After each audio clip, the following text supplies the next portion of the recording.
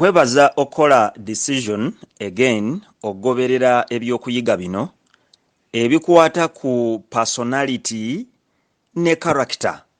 Ebigambo ebyo nabyogeddeko ate nkyabyogerako nnyo. Emitwe emirala gyonna ebintu bye tugenda okuba nga twogerako byetooloolera nnyo wano ku kigambo kino character ne personality. Era nayogedde mu kyokuyiga kiri ekyasoose ne ŋŋamba nti tudefining obulamu bw'omuntu tumulaba nga tumulabira mu bintu bino bibiri. Ekikola omuntu abawanguzi abatuuka ku bintu eby'amaanyi. Ekintu kino kyenjogerako ekya character kirina nnyo ne attachment ku buwanguzi bw'omuntu okugenda mu bwakabaka obw'omu ggulu. That is how important it is. Character mu spiritual lives, character mu matters of development, character mu matters of marriage, family and marriage, character mu bulamu bw'ekkanisa, character mu mirimu egya bulijjo, character okutegeera abantu abakwetoolodde, character okwetegeera ggwe mwennyini. Nolwekyo weewuunya lwaki newankubadde ebigambo biri bibiri, character ne personality, naye kakati otandise okumpulira nga nsikayo nnyo emphasis ku kigambo kino character. Ebintu bino right from the word go njagala okugamba nti byombiriri bino ebiconfusing abantu olwaleero so nga ate ebintu bibiri ebyenjawulo. Ebigambo bino one is superior over the other. Era nja kukiraga era abajjukira bwe twabadde tutunuulira bye twabadde tulaba olunaku olwajjo nga nkola introduction ku bigambo bino ebibiri. Ojja kutunuulira personality nti yengeri kaweefuba omuntu gy'akola abeere mu ngeri gye banaamulabamu. Personality omuntu agyambala. Era olunaku olwajjo nagigeraageranyiza ku masiki. Tosobola kugamba nti feesi y'omuntu ye masiki ddala. Naye mu personality njagala kukigumiza nti mu personality abantu bambala akakookolo. Obulamu bw'abantu bungi oba bangi bateekako akakookolo. Ekyennaku kakookolo singa bakufoosinga ne bakakuggyako, your true self will be seen.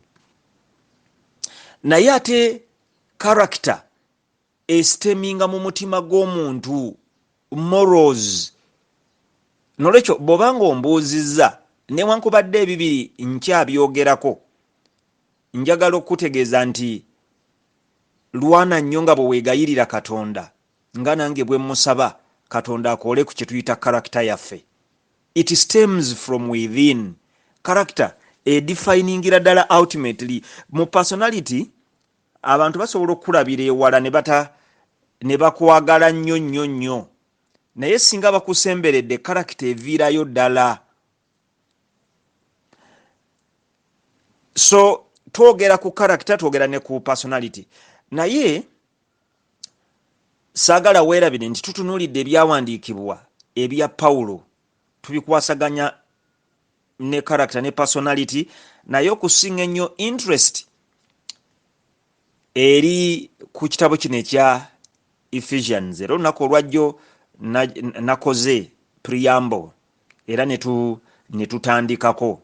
Nsaba Katonda atuwa omukisa atuyamba okutegeera ebintu bino mu buziba, mu bugazi bwabyo. Ngambye nti matches jjo twalabye ebibiri, naye lwanirira of the two ku personality ne character. And that's what I want to emphasize. Character is superior. Go for character. Character is superior. Character nkulu okusinga personality. Nze Mugerwa Madison Bikongolo. Katuweeyo okusaba omwoyo wa Katonda alungamye ebigambo bino bye twogerako.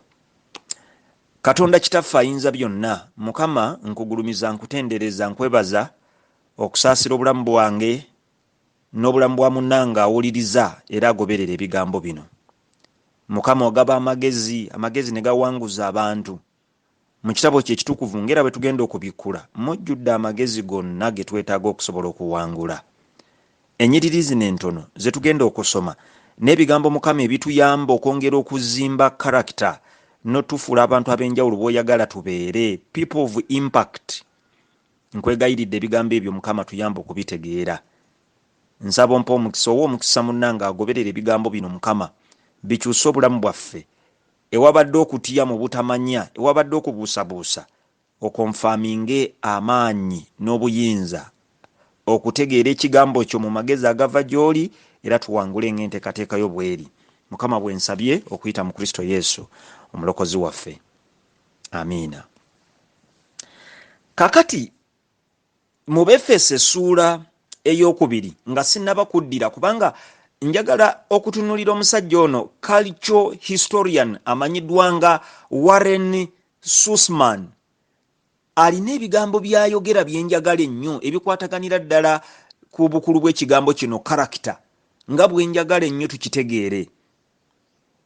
Naye nga sinnaba kugendayo, Katonda kyakoze eri obulamu bwaffe kwe kutuwa omwana we Yesu Kristo. Era Yesu bw'obanga omutegedde mu bulamu, ekigambo kino salvation kitegeeza Katonda okukyusa si personality yaffe yokka, ako kankongereko, but much more important, Katonda okukyusa character yaffe, okukyusa omutima gwaffe, Katonda okutuyamba okubeera abantu abalungi from within. Katonda talwana na kutwambaza kakookolo tulabike bulungi. Akakookolo ffe tulwana okukambala. Naye ye Katonda ayagala nti abantu babeere nga balungi, abantu nga bakyusibwa desires zaabwe. Alwana na kukyusa karakita yaffe. Mu Befeso essuula ey'okubiri, Pawulo bw'abanga awandiika ye kyava abyogerera ddala ebigambo ebyo nga bituukira ddala awo mu Bayibuli eyange egyennyina eya NIV, New International Version. Mu ssuula ey'okubiri, Ephesians chapter 2, ennyiriri entono ze ŋŋenda okusomako ezitasukka 10, ayina akatwe mu Bayibuli yange wano akagamba nti made alive in Christ. Kyava awandiika mu Ephesians chapter 2 from verse 1 agamba nti as for you, ebigambo bino njagala mbisome mpola mpola, obigoberere mpola mpola, omwoyo wa Katonda ayogere gy'oli. Ephesians 2 from verse 1.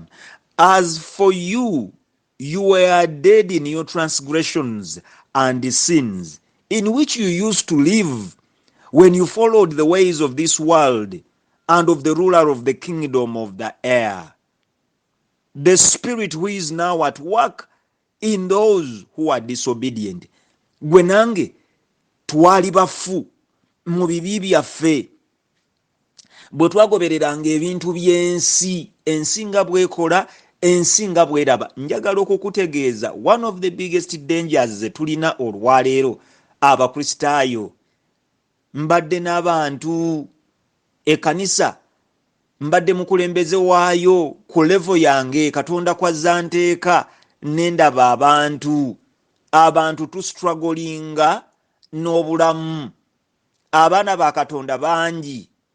Naawe nsaba gwe awuliriza bino weekubemu ttooki. Ennyambala gy'oyambala ddala ddala ya mwana wa Katonda oba oyambalanga ennyambala y'ensi bw'eri?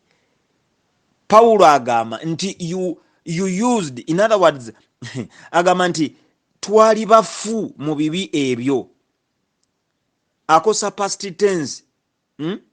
We were dead in our transgressions and sins, in which we used to live, I'm paraphrasing, when we followed the ways of this world and of the ruler of the kingdom of the air, the spirit who is now at work in those who are disobedient.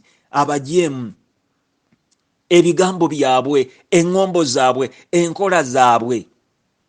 Psychology ayina akagambo ke bayita conformity. To conform, abantu bagoberera ebintu, styles ez'enviiri, styles ez'okwambala, enneeyisa n'ebirala.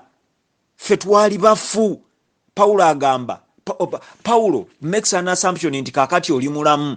Ne wabeerawo agoberera ebigambo bino, gwe ng'okyali mufu, nkusabira obeere mulamu. Ekigambo kya Katonda kino kikukyuse. kubanga oteekeddwa kuba mulamu oluvannyuma lwa Yesu Kristo okutufiirira ku musalaba e Gologoosa n'atuwa obulokozi. Tewali nsonga lwaki okkiriza okusigala ng'oli mufu. Lwaki osigala okuba ng'oli mufu ng'ate oli mulamu oba nga wandibadde mulamu? Verse 3 egamba nti all of us not just some of us, but all of us also lived among them at one time, gratifying the cravings of our flesh and following its desires and thoughts. Like the rest, were by nature deserving of wrath. Emabega eri mbu bwe tutyo bwe twali. Paulo obanga awandiikira ekkanisa eno, jjukira awandiikira the church of Ephesus, ekkanisa yali emaze kutegeera Yesu Kristo. Ng'olwaleero most likely gwagoberera ebigambo bino, be bakubuuza nti oli mulokole, oddamu nti ye. Nti edda nga tetunaba kulokoka, bwetyo bwe twali, twabeeranga mu bulamu, ng'ebyomubiri n'okwegomba bye twagala okukola, ebyo bye tukola. Mbu era twali tugwanira busungu bwa Katonda. Verse 4, but because of his great love for us, God, who is rich in mercy, made us alive with Christ, even when we were dead in our transgressions. It is by grace you have been saved. You have been saved by grace. I have been saved by grace. Katonda atusasidde, akwata ku bulamu bwaffe buli luki okusaasira kuno salvation ye nekyusa obulamu bwaffe. Agamba and God raised us up with Christ and seated us with him in the heavenly realms in Christ Jesus, in order that in the coming ages he might show the incomparable riches of his grace expressed in his kindness to us in Christ Jesus. Mbu Katonda yatuzuukiza wamu ate natutuuza wamu ne Yesu Kristo. Mbu emirembe gigenda okujja, ebiro ebinajja, alyoka alage obugagga obw'ekitalo obw'okusaasira kwe, ate nga bwekityo bwe kiri botayinza geraageranya ku kintu kyonna ekirala. Okusaasira kwa Katonda kwe tufuna mu Yesu Kristo. Verse 8, for it is by grace you have been saved through faith, and this is not from yourselves. It is the gift of God, not by works, so that no one can boast. Katonda atusaasidde busaasizi. Naye era omuntu gwe basaasidde olina okutambula ng'olaga nti wasaasirwa. N'omuntu naasaasiddwa naye obulamu bwo nga tebulaga nti. Kyovudde olaba story Yesu eri gyatugerera, story gyatubuulira. Omusajja asonyiyibwa amabanja agaali gamubanjibwa mukama we, naye bw'aweta ekkoona bw'ati ng'avudde maaso ga mukama we, agwa mu bulago munne gwe yali abanja ensimbi entono ennyo compared ku zaali zimubanjibwa. Ekikolwa ekyo Yesu Kristo alaga abantu abatalina mutima musaasizi gusonyiwa, nti gwe nga Katonda bw'akusonye naawe sonyiwa. In other words, Katonda bw'abanga atukoledde ebyekisa atusuubira okutambula ng'abaasaasirwa. Paulo elsewhere kyava abuuza nti kaakati tujjawo amateeka olw'okukkiriza? N'abuuza nti olw'okuba okusaasira kungi tugende maaso nga twonoona boonoonyi? Nedda, abamaze okusaasirwa basiima Katonda kyabakoledde. Olunyiriri olw'ekkumi kyava agamba nti for we, ate luno ndwagala nnyo, ndyoke nnande ngende wali ku Usman, ku musajja ono Susman. Verse 10 egamba nti for we are God's handiwork, created in Christ Jesus to do good works, which God prepared in advance for us to do. For we are God's handiwork. Ffe tuli bitonde bya Katonda. Katonda yatutonda tukole ebikolwa ebirungi. Olaba Paulo kyayogera. So ekisa kino abantu bangi benjogeddeko nabo balema okukitegeera. Ekisa tekikuwa layisinsi kola bintu bya kisiru, kusigala ng'oswaza omusalaba gwa Yesu Kristo, kusigala ng'oswaza ekkanisa. Amaanyi ag'obulokole Katonda g'atadde mu ffe agazuukiza Yesu Kristo galina obusobozi to transform us from within, to transform our character, to become abantu ab'enjawulo, ababuuliza, ab'enjiri, si ey'akamwa kokka. naye enjiri stemming from a changed heart nga n'ebikolwa byaffe ng'enteekateeka ya Katonda. Pawulo nga bw'agambye nti for we are God's handwork created in Christ Jesus to do good works which God prepared in advance for us to do. Twatondebwa kukola bintu birungi si bibi, ate Katonda yabitonda n'abituteekerateekera tubiyingiremu by grace. Kyovuga olaba eri gy'atandikidde. So olw'ekisa kino bwe tukikkiriza Yesu Kristo n'akyusa obulamu bwaffe, tewali nsonga lwaki tusigala nga tukola ebintu ebitaweesa Katonda kitiibwa. Kyenva njagala okwasaganya ebigambo bino okwongera okwegomba nti karakita eno Katonda agikyusa, era yali akituwadde. Ensi egenze ekyuka bukyusi, abantu batandika okwegomba ebintu ebirala. Mbadde ntunuulira nnyo omusajja ono, cultural historian amanyiddwa nga Warren Sussman. Yakola research ekigambo kino n'obukulu bwakyo karakita bwe kyatandika okunafuyizibwa mu bantu, era olwaleero kirina vague nnyo, okyogera omuntu ng'akiconfusinga ne personality n'ebirala. Naye omusajja ono anoonyereza n'alaga nti ebiwandiiko byonna biraga nti mu kyase ky'e17 okutuukira ddala ku ntikko y'ekyase ky'e19, between the 17th century and the 19th century, Sussman writes n'agamba nti ekigambo kino ekya karakita kyali kitundu nnyo ku bulamu bw'abantu, ng'ab'emirembe egyo bakitegeera nga kidefininga ebintu abantu bye bakola, abantu nga balungi, abantu boonoonese nnyo. Olwaleero we must pray to God to remold us, to reshape us, to awaken the need for character in our lives.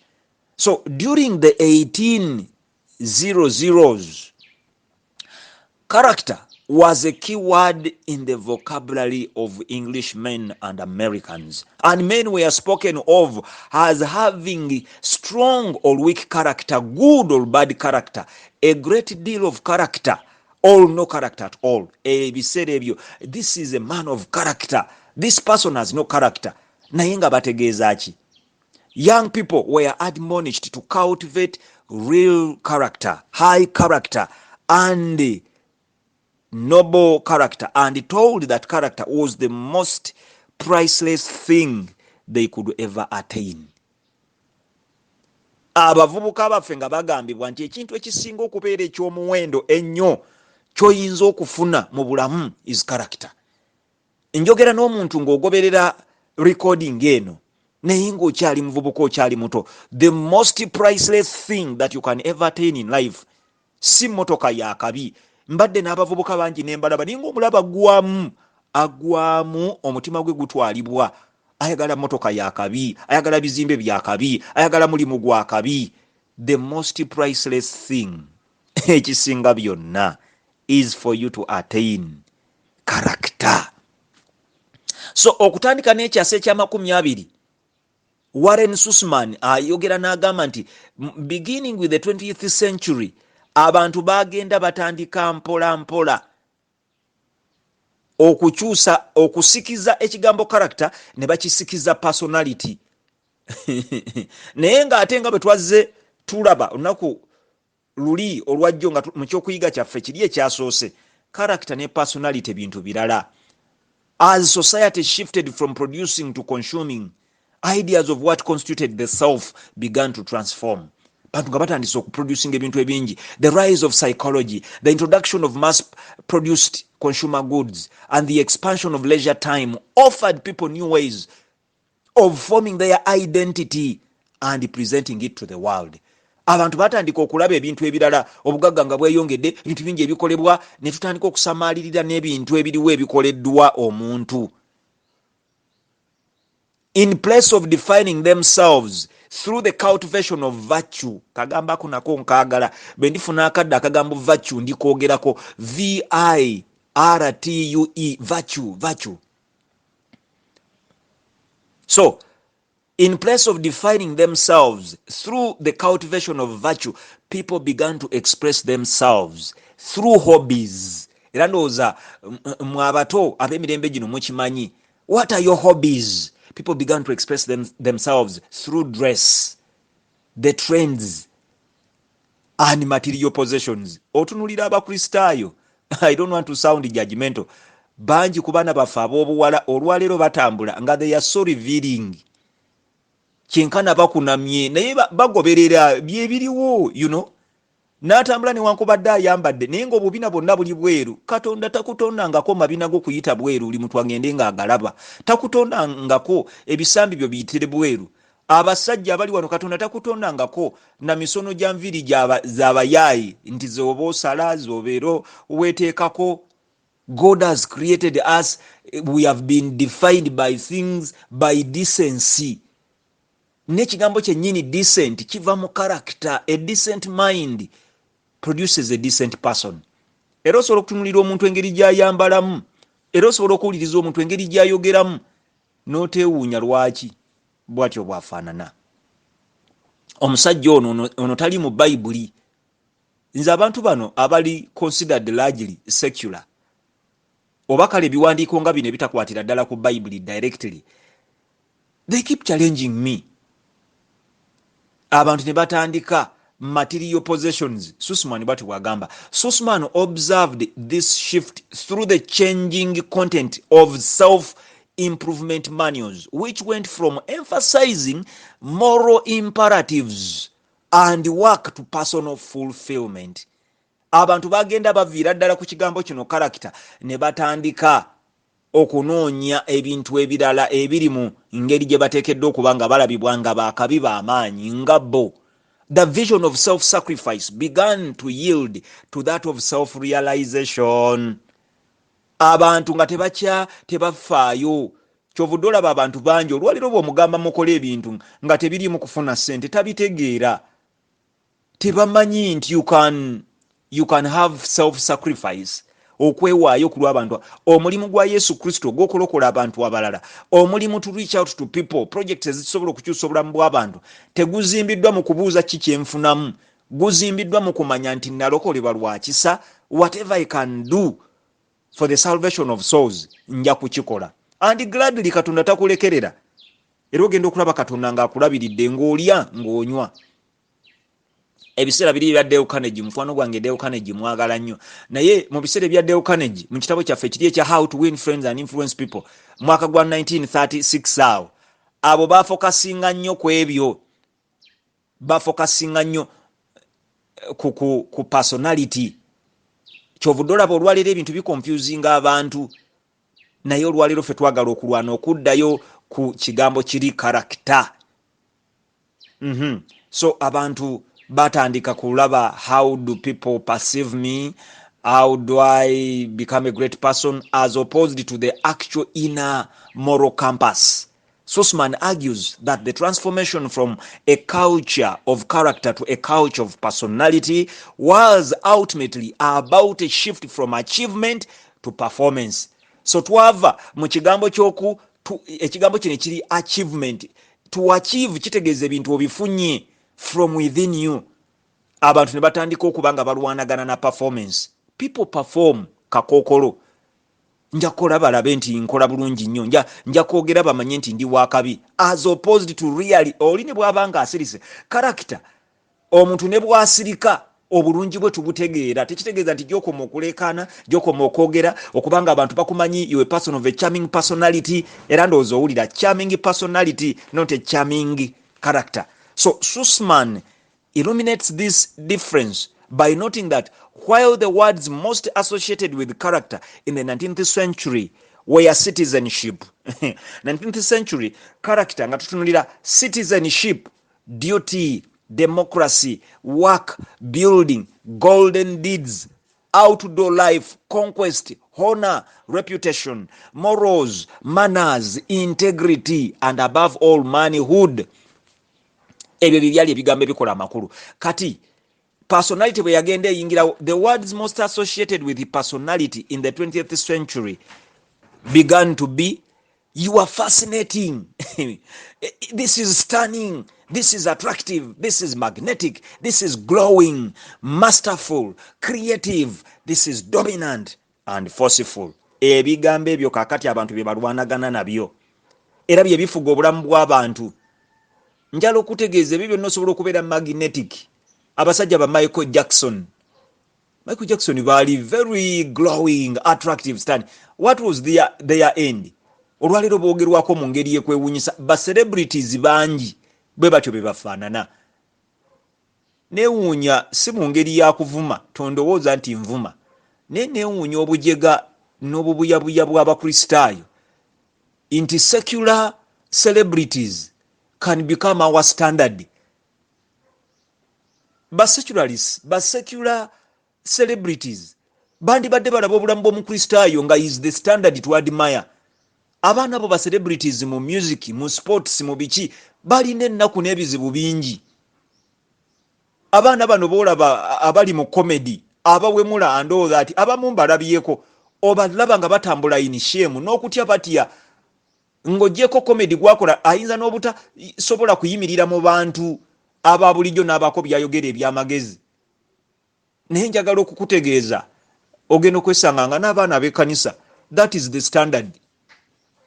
Nga mmaliriza ekigambo kino character kivaawa. The etymology of the word character is very interesting. Its origin. So this word character, ekigambo kino kiva mu kigambo eky'Oluyonaani, the Greek word character. Oluyonaani lulo nduvuze. Kakati that Greek word character kiri K-H-A-R-A-K-T-E-R, character. Ekyo kitegeeza an engraved mark. Katonda akyusa character yaffe ng'omutima gwo guli engraved n'ebintu ebirungi. It is the instrument of marking. You are marked. God has marked us, transformed us to have a character of the heavenly children. You've been engraved. So tolwana nnyo na bintu birala byonna, naye saba Katonda akyusa obulamu bwo. Nsabe Katonda akyusa obulamu bwange. In the 17th century, that word came to be associated with some of qualities that define a person. Qualities as defining omuntu out of character. Go for more of character than personality. Personality kakookolo. Naye mu 17th century ng'ensi tennaba kwonooneka, these qualities included qualities as defining a person with a strong character. They included a man's intellect, thoughts, ideas, motives, intentions, temperament, judgment, behavior, imagination, perception, emotions, love. All these components ezo ze forminga a person of a strong character. Omusajja amanyiddwa nga William Stratton Bruce mu 1980s awo yawandika n'agamba nti the formation of Christian character. Formation of Christian character, omusajja ono agamba nti that goes with the shaping and coloring of a man's character. They have all some part in producing that final type of self, the ultimate habit of will, into which man's whole activities at least shape themselves. Nti ng'Abakristaayo ekyo nakyo kifuuka kitundu ku bulamu bwaffe. Character yaffe ng'ekyusibwa ebeera shaped. So character is defined by your habits, motives, thoughts that relate to morality, particularly as it concerns integrity. Character was defined then as your moral self, the crown of a moral life, the moral structure. Nsaba Katonda akumpeera omukisa ebigambo bino bigabaneko n'omuntu omulala. Beera bulungi era weeraba.